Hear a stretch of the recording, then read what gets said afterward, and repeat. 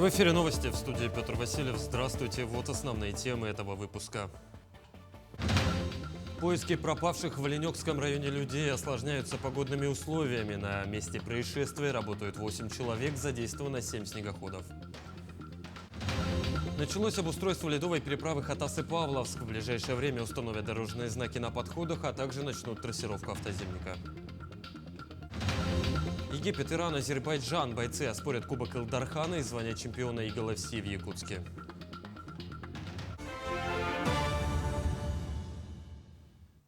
В Оленёкском районе продолжаются поиски 2 человек, чей снегоход провалился под лед. Поиски осложнены быстро сменяющимися погодными условиями. Об этом сообщили в службе спасения Якутии. На месте происшествия работают 8 человек, задействовано 7 снегоходов, 3 подводные камеры и 2 лодки. Связь с поисковиками налажена по спутниковому телефону. Пропавшие 2 мужчин выехали на снегоходе из села Оленёк 2 ноября. Их транспорт, провалившийся под лед реки, обнаружили вечером следующего дня. Дорожники Якутии приступили к обустройству ледовой переправы через реку Лену Хатас-Павловск. Со стороны Якутска идет обустройство подходов к переправе протяженностью в 4,5 километра. Сегодня установят дорожные знаки на подходах, а также начнут трассировку автоземника. 7 ноября бригада из 20 человек приступит к расчистке льда от торосов, ну а на правом берегу завершили устройство подходов к ледовому автоземнику и площадки под весовой контроль. К другим темам. Заместитель командующего войсками Восточного военного округа по военно-политической работе генерал-лейтенант Роман Греков с официальным визитом прибыл в Намский район. По традиции гостей встретили на границе, угощали кумысом и оладьями. Здесь же в рамках рабочей поездки состоялась встреча с общественностью, семьями военнослужащих, принимающих участие в специальной военной операции. Жители района смогли задать интересующие вопросы, ну а еще одним пунктом маршрута стало посещение якутской деревни, где кузнец Нюргустан Уваров, делая свою работу, рассказывал о древнейшей и легендарной профессии. У каждого народа свои особенности. Соответственно, в тесном контакте и взаимодействии это помогает нам лучше понять, учесть человеческий фактор в зоне боевых действий, более активно работать с людьми. Также работа с ранеными. Республика Якутия сопровождает раненого от момента поступления в медицинскую часть, обеспечивает его всем необходимым. В военно-технической области достигнуты очень серьезные результаты. Для нас «Сокол» в боевой обстановке он себя зарекомендовал замечательно. Очень неприхотливая техника, эффективная, грузоподъемная, скоростная. Жители 3 населенных пунктов Хангаласского района смогли в онлайн-формате присоединиться к пленарному заседанию Республиканского антифашистского форума. За ходом заседания могли следить жители ряда населенных пунктов благодаря подключению, обеспеченному платформой «Экстрасинема». В Хангаласском районе трансляция проходила в центрах культуры поселка Махсагалох, сел Булгунехтах и Качекаце. Кроме того, в этих центрах культуры были организованы тематические выставки, посвященные специальной военной операции на Украине. Это очень хорошо, что у нас в этом году появилась возможность поучаствовать в прямой трансляции. Это называется видеть весь процесс ведения форума и обсуждения таких знаковых вещей. Особенно, это очень больная сейчас для всех нас тема в свете событий происходящих.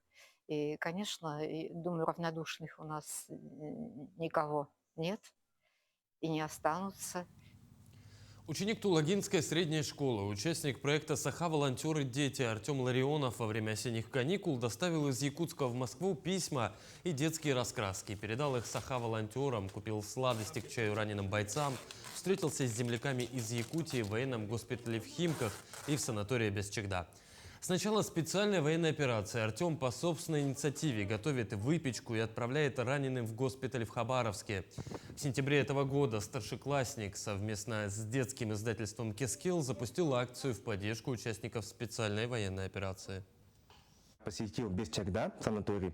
Встретился лично с Бурхатом, героем России, Радимиром Дмитриевичем, а также военнослужащими, которые проходили реабилитацию. Буду продолжать заниматься волонтерской деятельностью, а также оказывать гуманитарную помощь нашим военнослужащим и сотрудничать с другими волонтерами специальной военной операции. Проект имеет очень большой потенциал, и я думаю, что многим ребятам будет интересно стать волонтером, попробовать себя в роли тех, кто помогает нашим бойцам.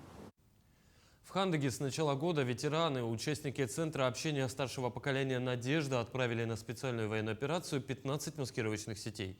С ноября они возобновили свои работы и в конце ноября планируют отправить очередную, третью партию сетей. Подробности в материале далее. После летнего перерыва из-за капитального ремонта в здании Фонда пенсионного и социального страхования ветераны вновь в строю.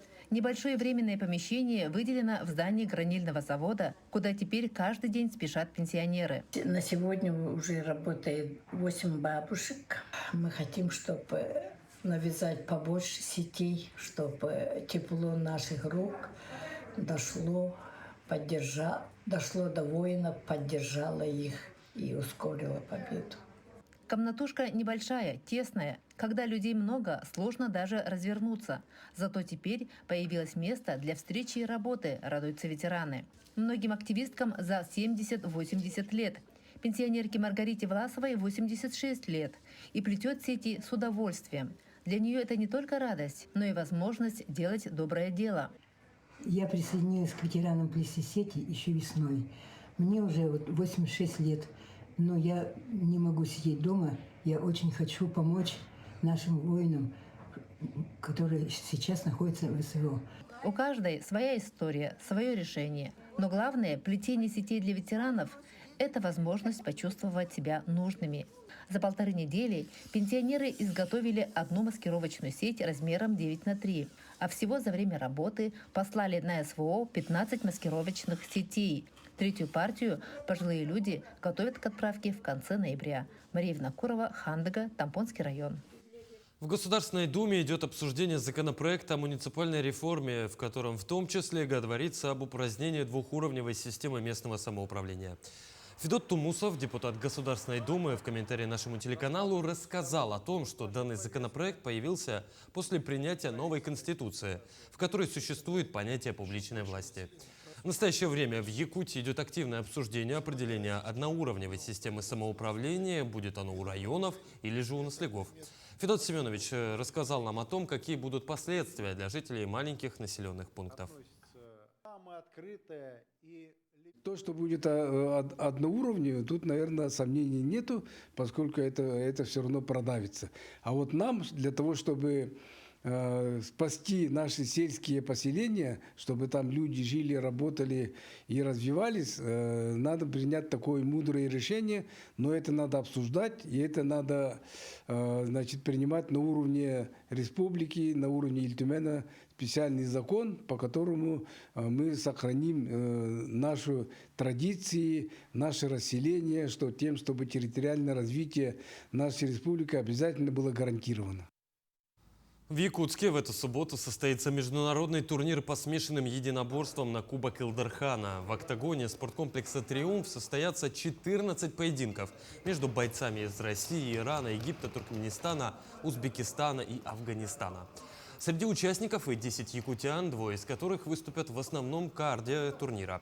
Кубок Илдархана пройдет в рамках предстоящего чемпионата Eagle FC. Ожидается, что Якутск посетят президент лиги Eagle FC Шамиль Завуров, чемпион АСА в полулегком весе Магомед Расул Хасбулаев и звезда UFC Умар Нурмагомедов.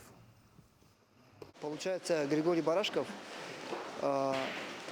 наш один из ярких бойцов, представляющих нашу республику Саха-Якутия. Он давно выступает, давно у меня тренируется. И на данном турнире он заслуживает места в главном карде, в главном бою оспаривать кубок Арсения Сергеевича Николаева. Ожидание хотелось бы, чтобы мои все воспитанники в окончании боя все стояли с поднятой рукой победы.